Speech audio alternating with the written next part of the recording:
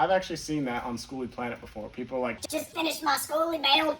Only cost me $10,000 and a pack of cigarettes. and you're like, cool, dude, but I mean, could I live in that? Probably not.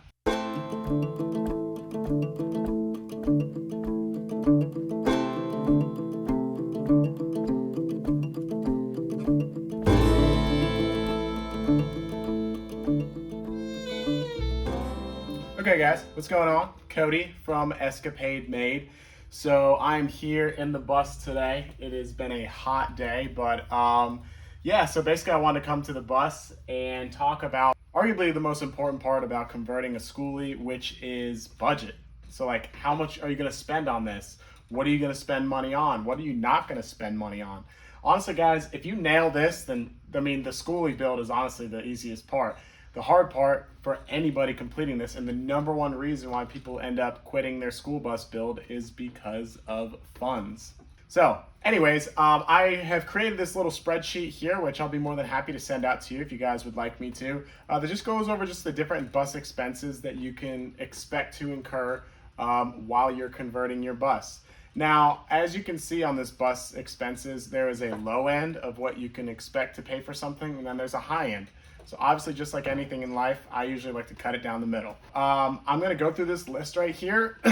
Sorry, I'm gonna go through this list right here and just go over the different aspects of a bus build. These are just like the high level areas of things that you should expect to spend money on. Obviously, there is hundreds, if not thousands, of other little things that you can spend money on. Really, it's your bus build. So do and spend the money on the things that are most important to you. But these are some of the big ones here. So right off the rip, you can see right here, we have a bus. You're gonna need to spend money on a bus in order to do a bus build. I've talked about this in previous videos. In fact, I'll link that right here. I don't think that you should spend anything more between $5,000 and $8,000 for an untouched bus, meaning a bus that still has the school bus seats in it, that still has the ceiling. Yeah, I don't think that you should be spending any more money on that. Now, if you're buying a school bus that maybe was somebody else's project that they didn't get to finish, and they're selling it for 10 or maybe 12, that might be something to look into, depending on what they have finished. But just a completely untouched bus, I would say between $5,000 and $8,000. I paid $5,400 for this bus, and then I paid the guy $500 to take out and dispose of all the seats, just because I didn't want to have to deal with that. Tires. Tires is something that's not talked about enough. Tires are one of the most important aspects of your build. In fact, I wish I would have looked into it. I probably would have got more bargaining power on this. Tires, I put 0 right here for the low end, because you might not need tires. Your tires might be completely fine. On the high end though, you're probably gonna be looking at $3,000 between 6 different tires. 2 on the front, 4 in the back, and they have to be like basically like semi-tire types. You can usually find one tire between $200 and $300, but then you have to figure it's about another $100 to $200 to mount each tire. So once it's all said and done, I figure about $500 per tire, 6 tires. It's gonna be $3,000. Now, tires will last you 6 or 7 years depending on how much mileage you put on them, but these ones, the tires aren't horrible on these, but they are like 8 years old, and I don't even want to risk going down the road and a tire popping. So power tools. Now, power tools, pretty obvious here. These are the tools you're going to need to create in your bus build. The reason I put 0 right here is because some people might already have power tools. If you're in the construction industry or if you're in some type of trade of some sort, you're probably not going to need to buy many tools. If you're like me, I was working from home, I was in sales, I didn't know my ass from my elbow, for lack of better words, so I needed to buy a lot of tools. I would not recommend, if you're going to buy tools, just going down to Home Depot and buying tools. You're going to get ripped off. That's just what it is. So 2 things that I would recommend: either buy them off Facebook Marketplace used. Most tools are going to be completely fine. Or what I did was I actually went through this website called Direct Tools. I'm not affiliated with this. I don't have any kind of affiliation. I just highly recommend them. So basically what they are is scratch and dent tools. So when somebody returns a tool from Home Depot, Lowe's, or whatever it may be, Direct Tools picks them up. And what I did was I actually went into their bundles and I would just buy these. I would buy these combo kits, and I think I spent like $700 on tools. But you can get some really cool kits in here for not a lot of money. I think I spent like $200 on one kit, and then like another, yeah, like this right here, the Ryobi 1 6 tool combo kit. And I mean, this is like 190 bucks and you're getting like half the tools that you already need. So I think I bought like 2 of these and plus like a shop vac. So I spent like 700 bucks, but just a quick little pro tip for you. I like and recommend direct tools. Generator. Generator is something that you're probably going to need regardless. Generator is something that you're going to need to ever charge your batteries. But then more so on top of that, what I needed it for was whenever I was going to weld. I don't have access to like a regular plug out here. Put 0 because if you have a generator, great. I didn't have one. I spent about $500 on one. They can go really high end, but I don't think you need to spend $2,000 on a generator, something you're not going to be using a lot, but you will be using it. Demolition. Demolition is not something you're going to have to spend a lot of money on. It's more like taxing on the body than anything. But still, the demolition does come into play. So what I put $100 on here for was mainly just the tools I use, like a crowbar. I don't like hammers, nails, things like that to be able to get through the demolition. But yeah, subfloor. So the subfloor is what I have a video. Actually, I don't think I have a video on my subfloor, but basically the subfloor, I'll throw one in the description for Chuck Cassidy. He recommends, I followed his video on how to do my subfloor. It was pretty cut and dry. But between the insulation, which I put on my floor, and the subfloor like boards themselves, I spent like $700.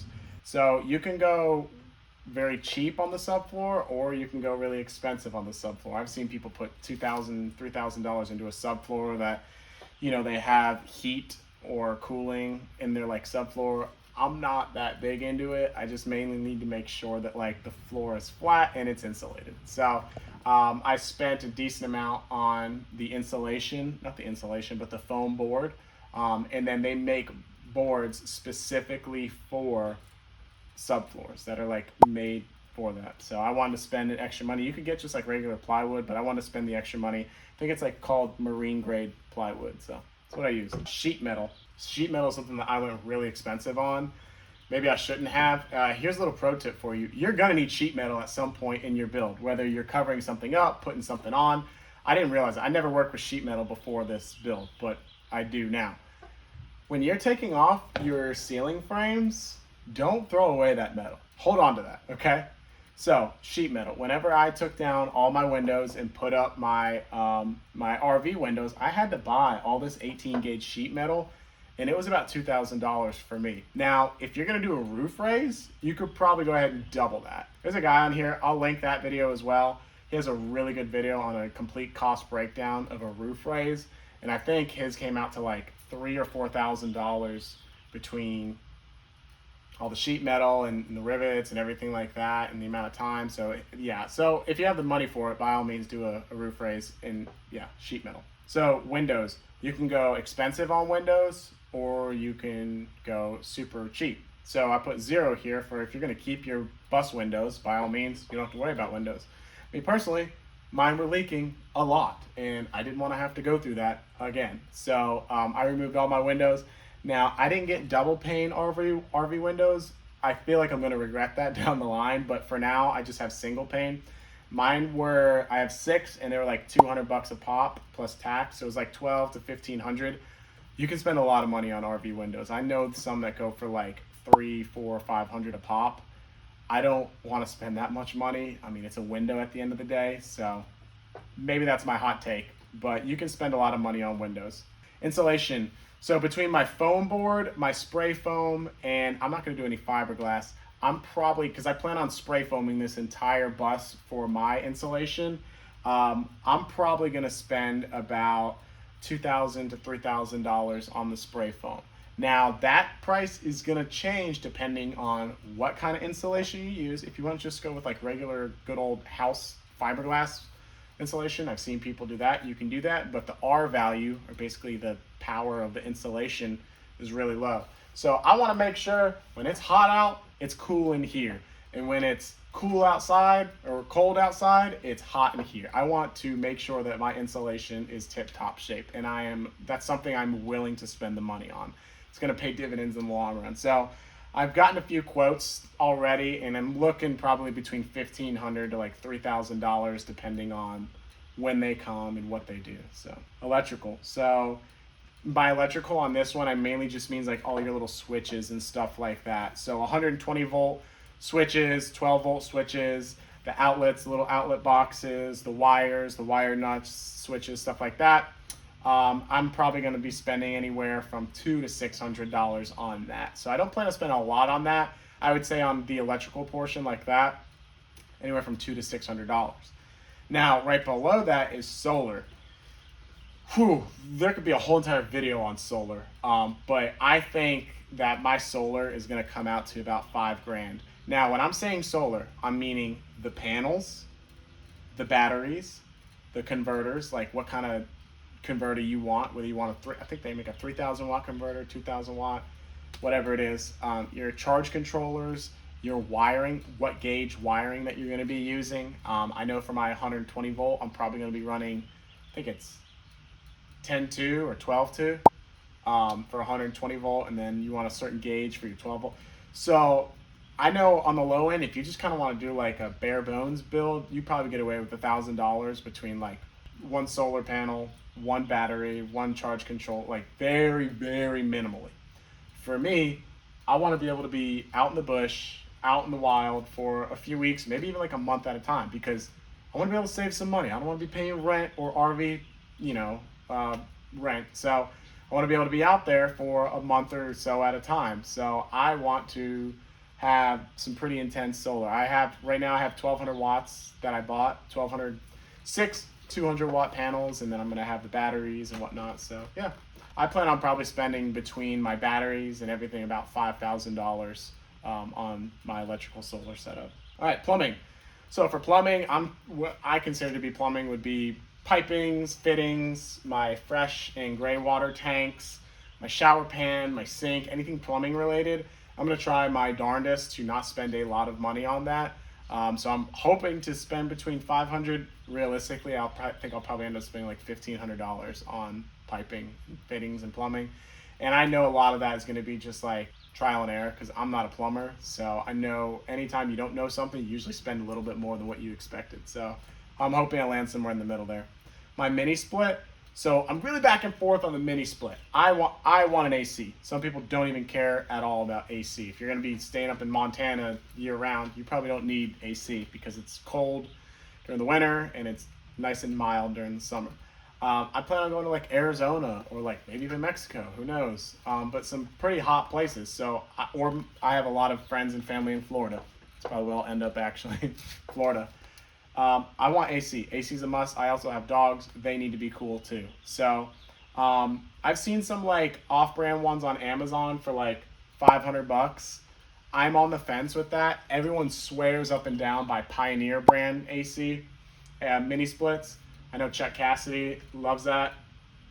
I don't know really where I'm going to land on that, but I can see myself spending anywhere from $500 to $1,500. The Pioneer brand is more in the $1,500 range. And then the off brands are more in the $500 range. Okay, so now we're going to lumber. So by lumber, I mean anything in this bus that is made of wood. Okay, so that's going to be 2x4s. That's going to be the subfloor. That's going to be my roofing. That's going to be my walls, my countertops, anything like that. I'm probably going to be spending about $2,000 on lumber.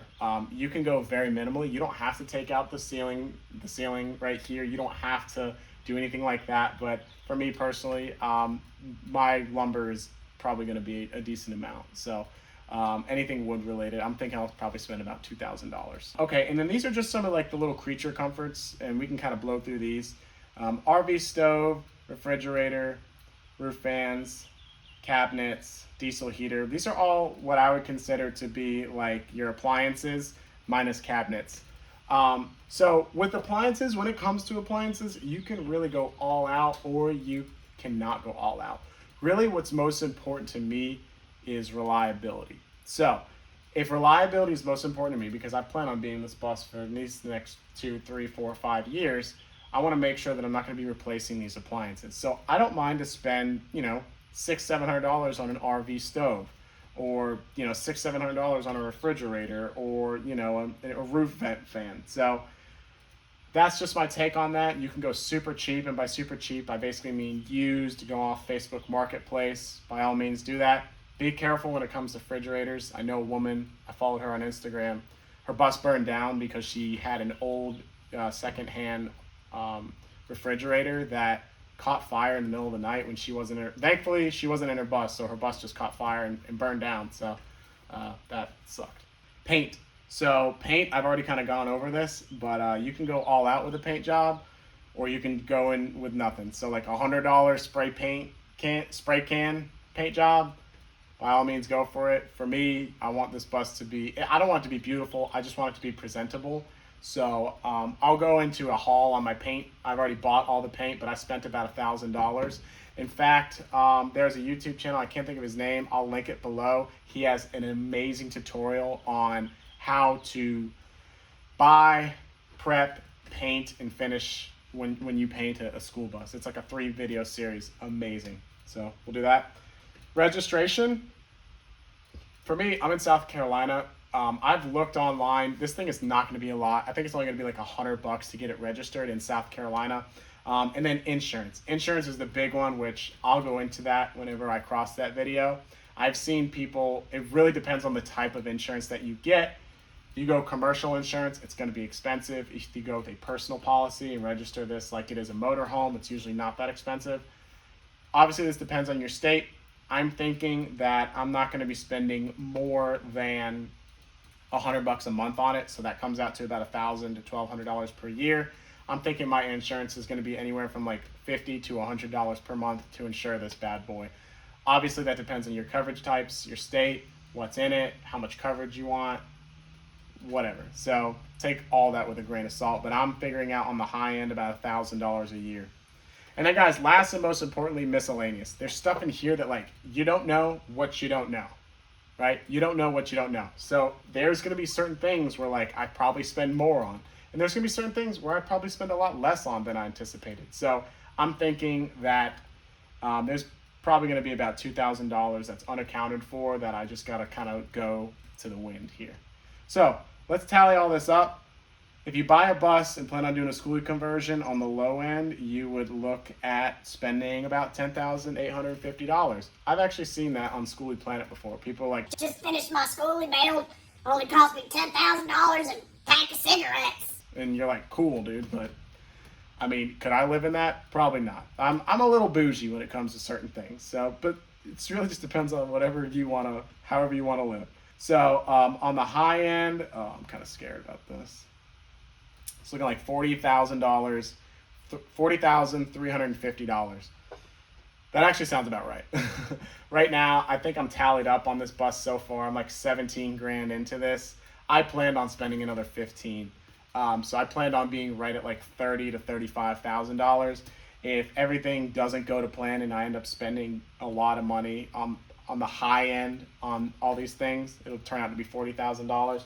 That sounds about right, honestly. So I've seen people though, guys, you got to really be careful when you're doing your Skoolie build. You can really ball out of control, dude. You can really spend some serious money. So be careful with that. Be aware of your expenses. Track everything. I have a whole nother spreadsheet where I track all my expenses. So just be aware of that, guys. But yeah, that's pretty much it. I hope you enjoyed this bus budget of like how I kind of pieced this all together. If you guys have any questions for me, just feel free to drop them below. I love talking. Sounds weird. I love talking about money. I love talking about budgets. I love doing those kinds of things. So this is kind of like my little nerd analytical thing that I've kind of like gotten into. So I hope that helps, guys. If you have any questions whatsoever, put them below. I'll be more than happy to answer them. Or if there's some things where you're like, Cody, here's what I would have done differently, let me know. I'm more than willing to go over that. So, alrighty, guys, that's it. Hope y'all enjoyed this video. If you did, feel free to like, comment, subscribe, and I will see y'all out on the road, baby.